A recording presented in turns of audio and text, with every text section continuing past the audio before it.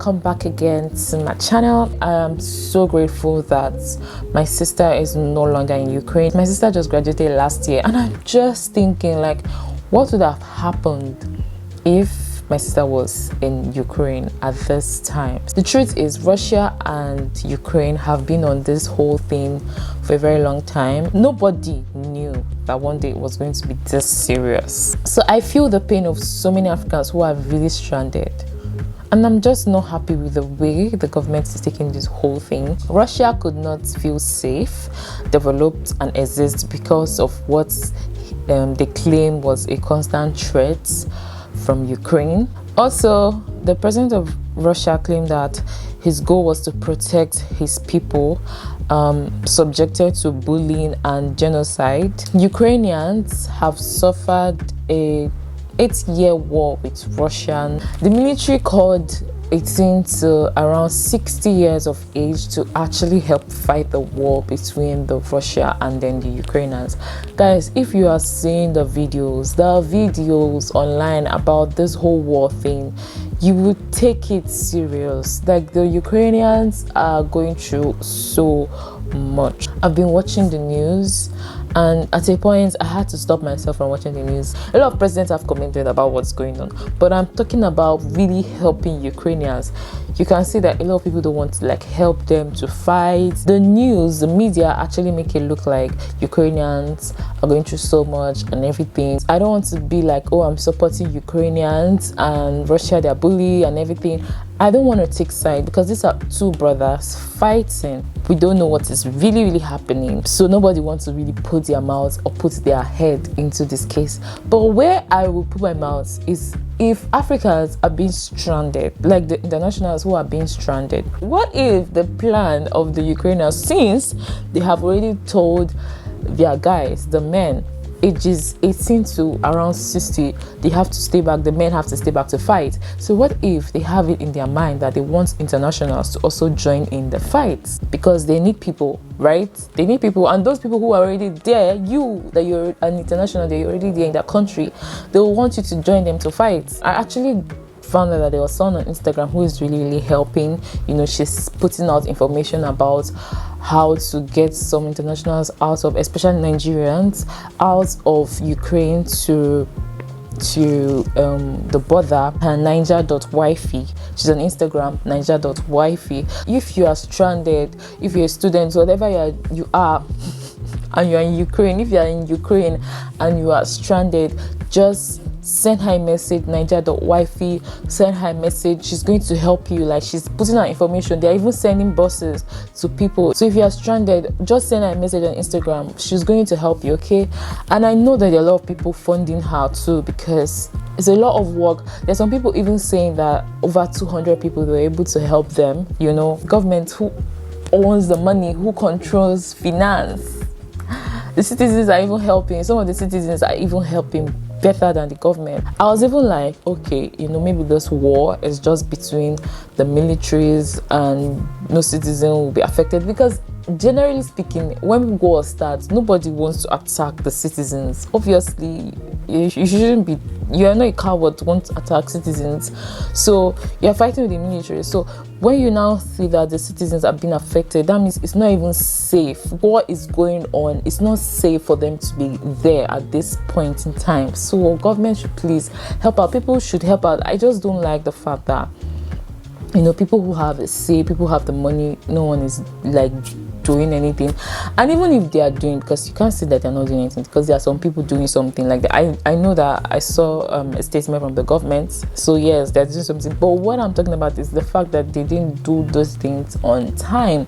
Like, in the very first day, when you see that this war started, that's the very first day you already need to like take your people from that war zone, you know. Very important. A lot of people are saying, oh, racism is everywhere for the blacks. Yes, and I really will say that people back at home, people in Nigeria, will not understand what racism is until you are actually in that country and you experience it yourself. My sister have been talking about racism since my sister just graduated from Ukraine, so she's always talking about racism, and I'm like, can it be that bad? But when I came to China, I understood what she meant about racism. Like, some people online are even saying that they even want to travel to Ukraine, even at this point where war is going on. Africa, Nigeria, we need to start thinking of developing our country. Like, if our country is developed, why will people want to travel to another man's land? Like, people will want to stay in their own land if it's developed, right? But you can even see that there are some people who will even prefer to stay in that war zone than to even come back home. That maybe they've been trying to apply for a visa for a very long time and they were not able to get the visa, and then they're like, this is the right time for me to get the visa. Like, now I should get the visa now. It's so sad, but it's funny. Is it that bad? You guys, is it that bad? The Japa, if you want to Japa, is it that bad? Personally for me, I really pray that China never go to war. Like, I will always pray for China, because why will I want to start relocating to border? Like, I don't even know the border. Like, I don't even know the countries around China. China is so safe. Even though China go through war, right? I just feel like they will win. You have nothing to fear. That's what I tell myself all the time. I tell myself all the time that you have nothing to fear as you are in China. They have all the equipment to fight. They've been training themselves for war, even though they have not had war. I can say that the reason why China have a large population is because of they were preparing themselves for war. They felt like they have enemies who wanted to come and colonize them. So they decided that, you know what, let's give birth to more children. And that's why you can see that China have a lot of population. They were preparing themselves for war. So now when they have a lot of people and they realize that, okay, we have a lot of people, the resources might not be enough. So we have to like reduce how many people we give birth to. You know, this is a call for everybody trying to travel abroad. Before you travel to a country, you need to read about that country. You need to know about that country. You cannot just go to somewhere. Don't be like me, because honestly speaking, before I came to China, I didn't read about China. I didn't even know that China speak Chinese. Mine is worst.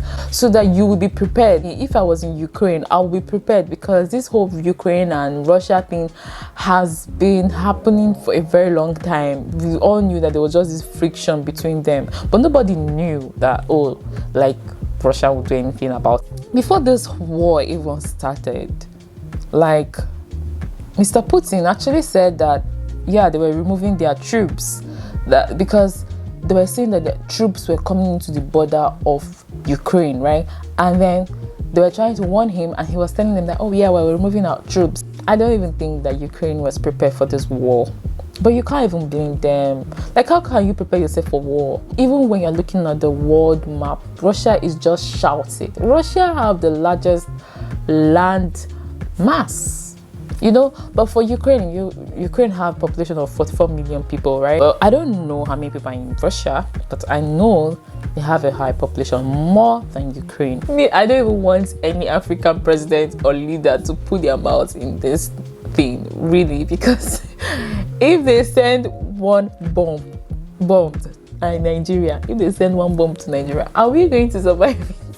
I think it's just something that every country should just prepare their mind that sometimes there will just be this country that will rise up to want to bully you and take up your landmass or take up your people, and then you have to fight back. You cannot just watch people come in and take your land, or just come in and tell you what to do. You can easily understand why Ukraine are trying to fight back, because they're trying to fight back for their independence. They don't want to be bullied. Who wants to be bullied? That when you go to America, you go to another country, you are going through racism, you see the attacks upon your people, then why would you want to even fight with your own people, you know? So yeah, I just used to feel like African will not fight each other. We love each other, I think. So don't forget, if you are stranded in Ukraine, make sure you actually contact Naija.wifi. I feel like she's helping, and so far I've been posting stuff on my own page, posting some numbers on my own page. What do I know? I just post what I see people post. I know few people that are in Ukraine, so I see them post some things and then I take it and I post for any other person that might be following me, or I don't know, that is also stranded. The most important thing is for you to go to a place where you are safe. We don't know how long it's going to be. Like, as much as people think that, oh, it's not going to be long, we don't know. This thing can go on for a year. Did anybody know when Corona was going to end? Nobody knows. Corona is still there. I even heard some people even said how they trekked for over 5 hours to get to the borders of Poland. If you know anyone that is stranded, just try to help them, because this is our government. We cannot trust them. I'm sorry, it's not funny, but hey, good. I don't even know when are we going to like change. I didn't come here just on my own. I came here through scholarship, and I came here by the government. The government sent me here. But even during the coronavirus, there was zero feedback from the government. The government even said, stay there. I even read somewhere that the government was saying that protect yourselves. How can you protect yourself in a war zone? I don't understand. Are you even equipped to protect yourself? Like, God. How can you tell citizens who are stranded to protect themselves? It's funny, but it is not funny. If there's war happening between two people, I always tell myself, if I see two people fighting, I shouldn't come and start taking sides. Oh, this person is wrong, this person. I know that for this fight to occur, it's because of the two of you. Because one person would have just agreed, or one person that just say, okay, you know what, I don't want to fight, let me just try to end this, what.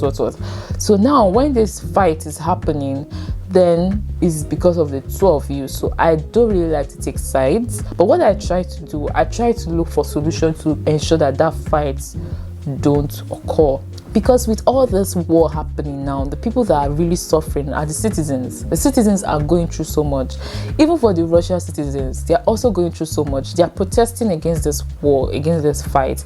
And you can even see that Netflix have cut some movies for the Russian citizens. So many, even porn sites have cut their sites from the Russian citizens. So many international things that the Russians used to enjoy now, they are cutting them off. So you can see that with this whole war thing that is happening, it is the citizens that are going through so much. Even though we feel like there's this fight, there's this war going on, we can only pray to God to just bring peace. For me, I'm really praying for peace for this country. And also, apart from the fact that we are praying, we also need to act.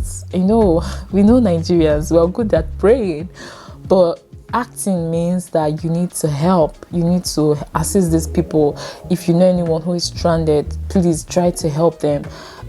If you are in all these border countries and you can actually see some of these internationals or people that are refugees coming from Ukraine, you should also try to help. I know RCCG, my church, is actually really helping. And yeah, so it's a good thing that some churches are really helping. I think more churches need to help so many people that are stranded at this time, because they really need help. I only know like one person in Ukraine, and so far they've been able to go outside of Ukraine now.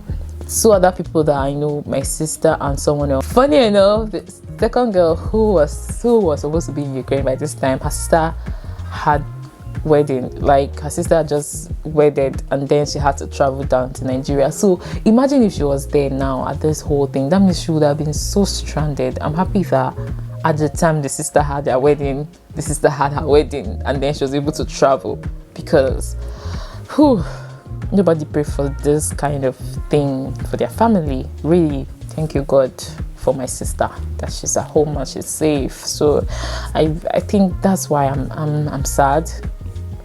I'm really sad, especially for the Africans who are really stranded. So please make sure, if you are stranded, or you know someone who is stranded, or you know someone who is who doesn't have any information of how to get help, just send a message to naija.wifey. I'm sure she'll help you. Okay, please don't forget to like this video, subscribe to my channel. I will see you guys in my next video. Bye for now.